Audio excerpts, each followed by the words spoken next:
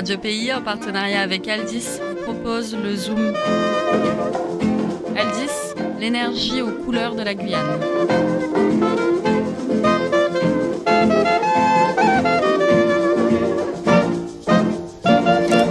Hola Florian, ¿cómo estás? Hola Rémi. Ah oui, c'est vrai que tu étais parti au Venezuela pour chercher de nouveaux sujets et je vois que tu t'es adapté. Et pourtant, nous n'allons pas parler espagnol aujourd'hui. Dans mon pas gras, je vous ramène un autre créole que celui de chez nous, celui du Venezuela, toujours parlé aujourd'hui. Un créole à base espagnole donc. Et non, justement, un créole à base française, comme celui de la Guyane.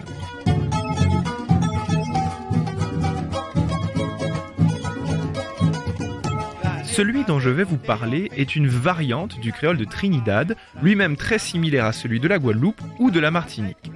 Chers auditeurs, je me doute que vous trouverez cette histoire très curieuse. Un créole à base française, au Venezuela. Bon, après tout, c'est aussi le cas en Louisiane, aux États-Unis.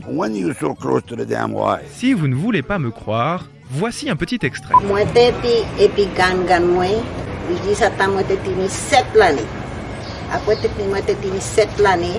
Moi sorti côté gangan moi était hier et puis moi aller à une place j'étais qu'à payer l'hôtel pour moi aller à l'école par côté moi était qu'à vivre pas fini l'école. Pour comprendre comment cela est possible, restez avec nous. Florian, je te passe la barre du navire, nous partons à la vice-royauté de la Nouvelle-Grenade au tout début du XVIIIe siècle. Mais je ne sais pas piloter un navire. Souquer les Artémuses. Ça veut rien dire, souquer les Artémuses. Ah, c'est ça, je me disais aussi. Nouvelle-Grenade, 1717. Cette vice-royauté contient d'immenses territoires qui deviendront plus tard des pays indépendants, dont, entre autres, le Venezuela et l'île de Trinidad. Ces colonies appartiennent à la couronne espagnole, mais voilà, à Trinidad, l'économie ne décolle pas et il n'y a pas grand monde. C'est normal, les pauvres c'est fait pour être très pauvres et les riches très riches. Ah bah tiens, ça me rappelle un peu la Guyane. Mais comme quoi la problématique du peuplement est continentale.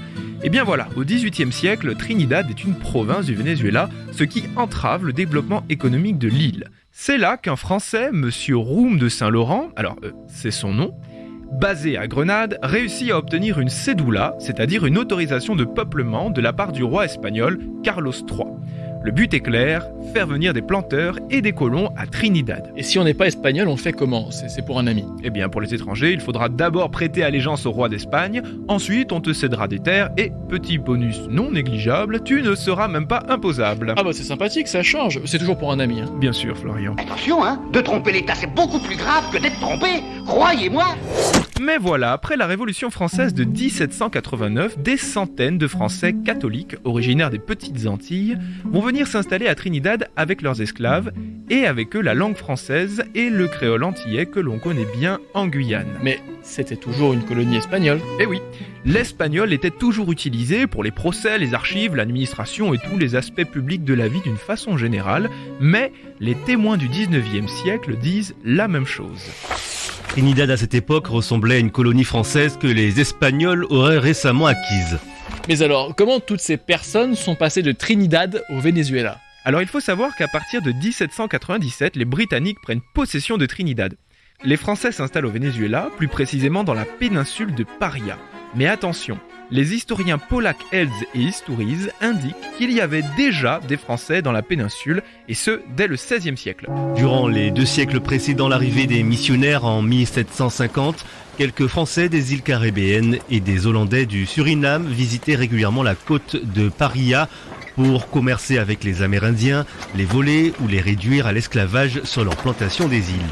En fait, il y a des Français dans la péninsule depuis la Révolution française. Une fois que les Français de Trinidad rejoignent ceux qui sont déjà dans la péninsule, ils cultivent le cacao et bien sûr font venir leurs esclaves. Alors que cette zone était presque complètement dépeuplée, la langue créole et le français vont régner dans la péninsule de Paria pendant tout le 19e siècle, notamment dans la ville de Guiria, aujourd'hui chef-lieu de la province. À ce propos, un homme de lettres de l'époque écrit: Les Français et les Espagnols qui ont fui Trinidad après l'occupation britannique sont les véritables fondateurs de la ville de Guiria. Mais... Le fameux mais. Donc tout le monde va mourir, c'est ça ? Disons qu'en 1811, la guerre d'indépendance du Venezuela éclate. Les colons français partent, soit aux Antilles françaises, soit à Trinidad.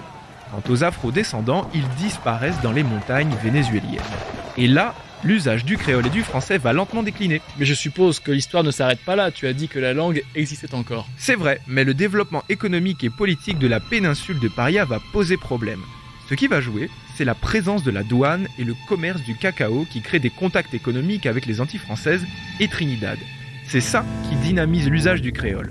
Mais la douane de Paria ferme définitivement en 1936 et le cacao laisse place au pétrole contrôlé depuis Caracas. Et donc si je veux m'installer au Venezuela sans avoir à parler espagnol, ce n'est pas possible. Ça aurait été possible jusqu'en 1900, mais là, c'est mort. Désolé, Florian.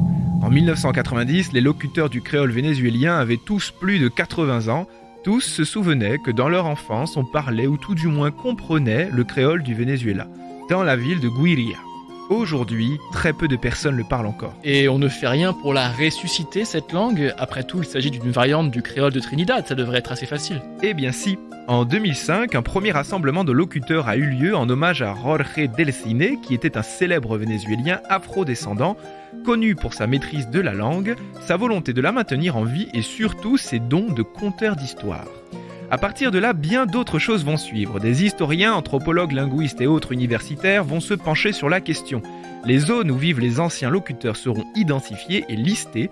Des échanges sont organisés avec des Antillais francophones et créolophones. Ah oui, donc ça marche plutôt bien cette affaire. Et ça ne concerne que la langue ou bien d'autres aspects de la culture créole sont concernés? Ah bah tu fais bien d'en parler. Un programme d'enseignement du créole vénézuélien va être mis sur pied et tous les éléments vont y passer. Les contes, les jeux, les chansons, la musique, les danses, la nourriture et même un petit carnaval. L'idée est de créer une association et de faire participer les enfants de l'école primaire pour que toutes les générations se rencontrent. Ça avance bien mine de rien. Et tu n'aurais pas un autre extrait pour nos auditeurs? Allez, je vous présente Sico, authentique vénézuélien, locuteur du patois, âgé de 85 ans. Mais depuis jeune garçon, je crois moi Sico. Pour côté moi aller tout le monde connaît moi comme Sico. Je pas jamais dit moi Francisco. Comme ça tout le monde qui vient Makou, commandé pour Francisco, je commandé qui Francisco. Yo monsieur tel bail comme ça non. Ça, c'est monsieur Sico. Sachez, chers auditeurs, que ce créole a même influencé la façon de parler des gens de la péninsule de Paria. Certaines tournures de phrases en espagnol sont directement calquées sur le créole vénézuélien et n'existent nulle part ailleurs dans le pays.